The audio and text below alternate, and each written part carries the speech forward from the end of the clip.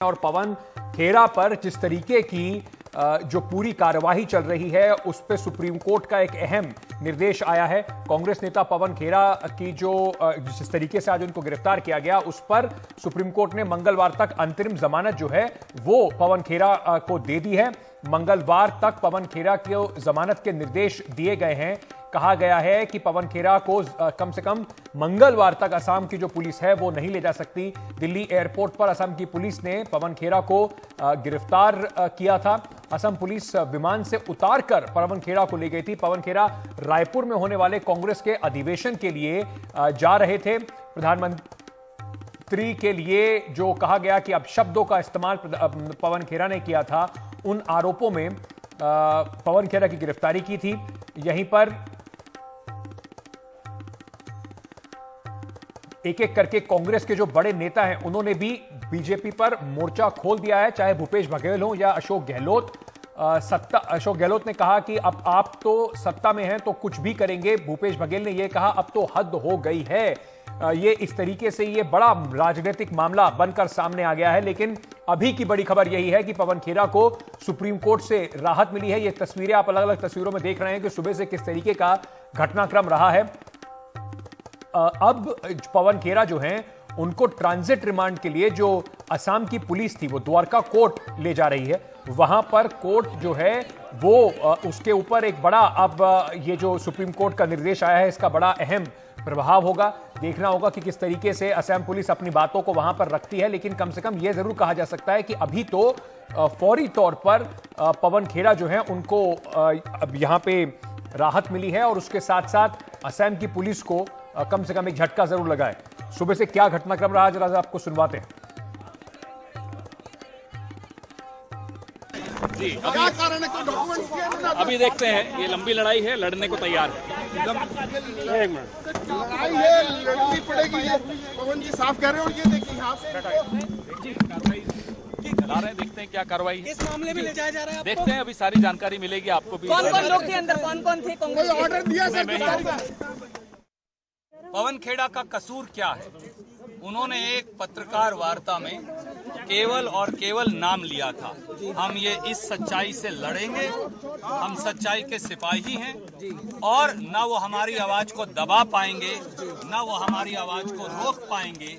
हम कानूनी तरीके से भी और राजनीतिक तरीके से भी इस पुलिस या गुंडागर्दी से जोर से लड़ेंगे, हमारी आवाज बुलंद रहेगी। इतिहास में संवत पहली घटना है जब एयरपोर्ट के अंदर प्लेन से जो है जिस रूप में उतारा गया पवन खेड़ा जी को अरेस्ट करने के लिए आसाम पुलिस आकर के उतार रही है और उसके कारण सभी हमारे जो नेता लोग के.सी. वेणुगोपाल जी, सुरजेवाला जी, सुप्रिया जी जा रहे थे दिल्ली रायपुर अधिवेशन के अंदर, जो हमारा महाअधिवेशन है। अब ये हद हो गई है कि जितनी निंदा करें उतनी कम है। हर राजनीतिक पार्टियों के अधिवेशन होते हैं और महाअधिवेशन होते हैं। ये हमारा प्लेनरी अधिवेशन है रायपुर के अंदर। एक तरफ वहाँ छापा डाले जा रहे हैं नेताओं पर रायपुर के अंदर 3 दिन से। आज इतनी बड़ी घटना हुई कि आप जिस रूप में पवन खेड़ा जी को उतारा गया उसके प्रोटेस्ट में सभी नेता लोग उतर गए, वहाँ धरना दिया है। ये घटना देश नहीं दुनिया भर के अंदर हमारे देश की बदनामी करवाएगी। यदि उन पे एफआईआर भी होगा तो उसको पहले रोका जा सकता था या फिर यहाँ रायपुर से जाने के बाद उसे पूछताछ कर ली जाती। लेकिन ये जो हरकत है वो जो निम्न स्तर के लोग करते हैं उस प्रकार की हरकत है और मैं समझता हूँ कि ये सत्ता का दुरुपयोग का इससे बड़ा उदाहरण कुछ दूसरा दिखाई नहीं देता कि सत्ता में है तो आप कुछ भी कर सकते हैं। ये इसका जीता जागता उदाहरण है। ये खबर चल रही थी कांग्रेस पार्टी के राष्ट्रीय प्रवक्ता जिन्होंने अमर्यादित भाषा का इस्तेमाल किया था देश के आदरणीय प्रधानमंत्री जी के लिए, उनके खिलाफ कार्रवाई की खबर आ रही। और बड़ी जिम्मेदारी से एक बात यहां बिल्कुल स्पष्ट कर दें, जो भी कार्रवाई होती है वो देश के संविधान और कानून के तहत होती है और किसी भी व्यक्ति को यह गलतफहमी नहीं होनी चाहिए कि वो देश के कानून से ऊपर है। पहले आप अमर्यादित भाषा बोलेंगे, देश के यशस्वी प्रधानमंत्री को गाली देंगे, उनके परिवार के सदस्यों के बारे में अपशब्द कहेंगे और उसके बाद विक्टिम कार्ड खेलेंगे। ये ओछी घटिया राजनीति केवल कांग्रेस पार्टी ही कर सकती है। मेरे सहयोगी जो हैं वो इस वक्त हमारे साथ जुड़ रहे हैं। आशीष भार्गव इस वक्त हमारे साथ जुड़ रहे हैं, हमारे साथ उमा शंकर सिंह भी जुड़ रहे हैं। उमा, सबसे पहले मैं आपके पास आना चाहता हूं। कांग्रेस पार्टी जो है जिस तरीके से आज ये पूरी घटना हुई है, बिल्कुल अधिवेशन से पहले एक के बाद एक, पहले ईडी की रेड होती है रायपुर में, उसके बाद अब पवन खेरा को जिस तरीके से अरेस्ट करके लिया जा रहा है, सीधा सीधा कांग्रेस कह रही है तो ऑपोजिशन की हर तरह से आवाज को दबाने के लिए तानाशाही का पूरा रवैया है। क्या अब आगे होने वाला है और सेशन पर इसका क्या असर पड़ेगा? जी देखिए, जो टाइमिंग है पवन खेरा को गिरफ्तार किए जाने की, उसी को लेकर कांग्रेस सबसे ज़्यादा सवाल उठा रही है। और जैसे विमान से उतारा गया पवन खेरा को, जब वो रायपुर जा रहे थे तभी कांग्रेस के बहुत सारे नेता भी उस विमान में थे, बहुत सारे कार्यकर्ता भी थे और उन्होंने वहीं पे धरना प्रदर्शन शुरू कर दिया था। अब जिस तरह से जो सारी चीज़ें अनफोल्ड हुई है, मामला सुप्रीम कोर्ट में गया, जिसके बारे में तफसीलात से जानकारी आशीष भार्गव देंगे। वहाँ पर एक राहत तो मिल गई है कि दिल्ली की कोर्ट में उनको पेश किया जाना है और वहाँ से उनको जमानत मिलनी है। असम की पुलिस जो है वो असम नहीं ले जा पाएगी, जो कोशिश में थी कि ट्रांजिट रिमांड के जरिए उनको असम ले जाया जाए। तो कोर्ट में जो तकरीर चली है वो अपनी जगह, लेकिन जो राजनीतिक लड़ाई है वो भी काफी अहम है। और आपने सही जिक्र किया कि कुछ दिन पहले ही जिस तरह से रायपुर में ईडी के छापे पड़े, कांग्रेस के कई नेताओं के यहाँ छापे पड़े, जिसमें प्रदेश कांग्रेस अध्यक्ष के कोषाध्यक्ष हैं उनके यहाँ भी छापे पड़े। और तभी से कांग्रेस ये लगातार कह रही है कि जो महाधिवेशन होना है 24, 25 और 26 तारीख को 3 दिनों का, उसमें विघ्न डालने की कोशिश है। प्रतिशोध की राजनीति जो है वो बताया था कांग्रेस ने इसके बाद छापों के बाद जो प्रेस कॉन्फ्रेंस की थी। और आज जिस तरीके से पवन खेरा को विमान से उतारा गया, तो ये सवालात जो है कांग्रेस की तरफ से लगातार उठाए जा रहे हैं। जहां तक कानूनी इसकी लड़ाई की बात है, तो ये मामला जब कोर्ट में पहुंचा है, असम पुलिस ने जब दबिश दी और वहां दिल्ली एयरपोर्ट से दिल्ली पुलिस की सहायता से उनको बाहर निकाला और उसके बाद जब वो अभी कोर्ट में पेश करने वाली है, शायद द्वारका कोर्ट में उनको पेश किया जा रहा है, जहां परिमल हमारे साथी मौजूद हैं। तो ये कोशिश जो है, कानूनी कोशिश जो की गई है, उसका भी कांग्रेस काफी विरोध कर रही है और ये पूरा मामला सुप्रीम कोर्ट में चला है। लेकिन राजनीतिक तौर पे कांग्रेस लगातार इस बात पे जोर डाली कि कैसे ऑपोजिशन पार्टी के तौर पे दबाए जाने की कोशिश हो रही है और महाधिवेशन सुचारू रूप से ना हो, इसमें विघ्न डालने की कोशिश हो रही है। हालांकि भूपेश बघेल जो कि मुख्यमंत्री हैं छत्तीसगढ़ के, उन्होंने कहा है कि इसका अधिवेशन पे कोई असर नहीं पड़ेगा, चाहे जितना भी परेशान करने की कोशिश कांग्रेस पार्टी को कर लिया जाए। अंकित, बने रहिए हमारे साथ उमा। मैं सीधे चला जाता हूं आशीष भार्गव के पास, हमारे सीनियर एडिटर हैं। आशीष, क्या जो राहत है उसे किस तरीके से देखा जाए कि क्या पवन खेरा को मंगलवार तक पुलिस उन्हें छोड़ देगी, अरेस्ट नहीं कर सकती है? आगे की कानूनी कार्रवाई अब क्या होगी असम पुलिस के लिए भी, और पवन खेरा के पास क्या क्या ऑप्शंस हैं अब? जी देखिए, अब सुप्रीम कोर्ट ने एक रूपरेखा तय कर दी है इस पूरे मामले की। अंतरिम अभी उनको द्वारका कोर्ट में पेश किया जाएगा, द्वारका कोर्ट उनको अंतरिम जमानत पर रिहा कर देगी, क्योंकि देश की सबसे बड़ी अदालत सुप्रीम कोर्ट ने न केवल दखल दिया है बल्कि अंतरिम आदेश के तहत उनको अंतरिम राहत दी है और अंतरिम जमानत मंगलवार तक दी है। मंगलवार तक अंतरिम जमानत क्यों दी है, इसके पीछे वजह यह है कि एक बहुत बड़ा ग्राउंड लेकर यहाँ पर पहुँचे थे पवन खेड़ा। अभिषेक मनु सिंह भी उनकी पैरवी कर रहे थे और उन्होंने बहुत अच्छे तरीके से, एक ऐसे तरीके से कानूनी दांव-पेच खेला ताकि वो सुप्रीम कोर्ट का जुरिडिक्शन बन जाए। यहाँ पर अलग अलग एफआईआर दर्ज थी, लखनऊ में, वाराणसी में और आसाम में, तो उन्हीं को क्लब करने की, एक जगह ट्रांसफ़र करके एक जगह ट्रायल की एक अर्जी यहाँ पर दाखिल की और सुप्रीम कोर्ट ने पहले बहुत सारे मामलों में दखल दिया और आदेश दिए, क्योंकि सुप्रीम कोर्ट ही एक राज्य से दूसरे राज्य में ट्रांसफ़र करने की संविधान ने उसको शक्ति दी है, अधिकार दिया है। तो यहाँ पर उसमें सीमित दखल उन्होंने दिया है। सुप्रीम कोर्ट ने कहा हम सीमित दखल दे रहे हैं। यूपी और असम सरकार को नोटिस जारी हो गया है, उनको जवाब देना है कि क्यों ना एक जगह इनको कर दिया जाए, सारे मामलों को ट्रांसफ़र किया जाए। सोमवार को एक अहम सुनवाई उस पर होगी। जब सोमवार को सुप्रीम कोर्ट ये तय कर देगा कि ये पूरे मामला कहां पर चलेगा एक जगह पर, तो उसके बाद जो पवन खेड़ा है वो अपनी नियमित जमानत वहां पर दाखिल करेंगे उसी निचली अदालत में जहां पर केस ट्रांसफर होगा, और उसके बाद वो अपनी नियमित जमानत लेने के लिए अपनी अर्जी लगाकर वहां सुनवाई करेंगे। तो सुप्रीम कोर्ट ने सीमित दखल दिया, अंतरिम राहत दे दी है, आगे ट्रायल कोर्ट। जी, ये कहीं ना कहीं मान लिया जाए कि आज शाम को पवन खेरा द्वारका कोर्ट से कम जमानत पे बाहर आ जाएंगे, उनको पुलिस की कस्टडी में नहीं रहना पड़ेगा।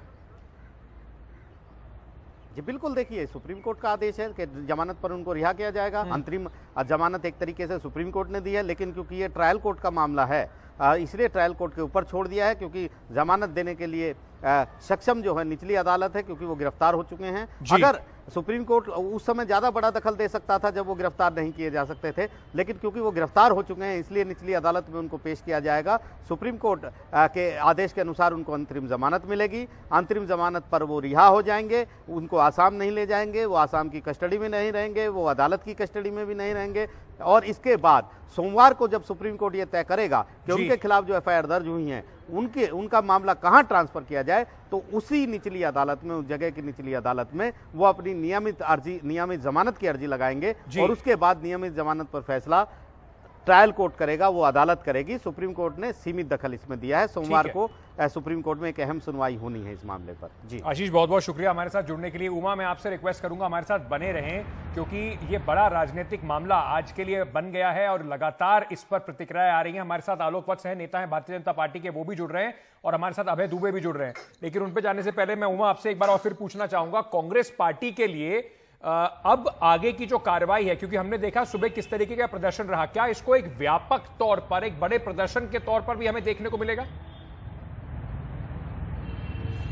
जी देखिए, क्योंकि कांग्रेस का महाधिवेशन कल से शुरू हो रहा है, बहुत ही अहम है ये, कई सारे फैसले कांग्रेस को उसमें लेने हैं संगठनिक तौर पे, तो ऐसे में ये तो लगता नहीं कि कांग्रेस अभी सड़क पे जाने की सीधी कोई कोशिश करेगी, क्योंकि उनका कंसंट्रेशन जो है वो अपने महाधिवेशन को लेकर ज़्यादा है और तमाम पूरे देश भर से जो नेता हैं उनका जमावड़ा जो है वो रायपुर में हो रहा है। लेकिन जहाँ तक लड़ाई की बात है, कांग्रेस ने साफ कर दिया है जिस तरह के बयानात कांग्रेस की तरफ से आए हैं और जिस तरह से एक चोट करने की कोशिश हुई है पुलिस पर, केंद्र सरकार पर, तो साफ जाहिर है कि कांग्रेस पार्टी जो है इसको एक बड़ा मुद्दा बनाएगी और दूसरी पार्टियों की तरफ से भी इस तरह के बयानात आ रहे हैं जिसमें ये कहा जा रहा है कि गलत तरीके से की गई गिरफ्तारी है। देखिए, पूरा मामला शुरू कब हुआ ये 17 फरवरी को, जब मुंबई में एक प्रेस कॉन्फ्रेंस के दौरान पवन खेरा ने प्रेस से बात करते हुए प्रधानमंत्री नरेंद्र मोदी का नाम जो है वो गलत तरीके से लिया।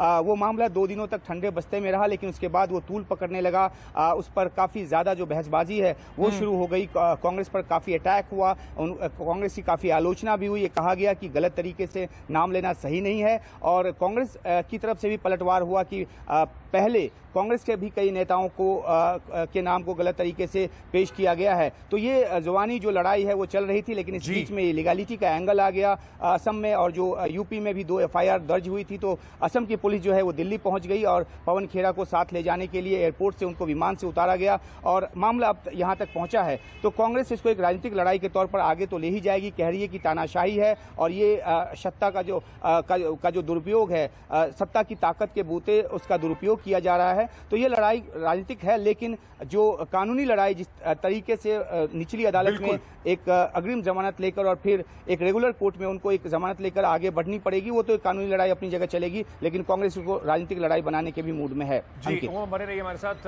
हमारे सहयोगी परिमल अब द्वारका कोर्ट से जुड़ गए हैं। द्वारका कोर्ट में कितनी देर में पेश किए जाएंगे पवन खेरा? परिमल,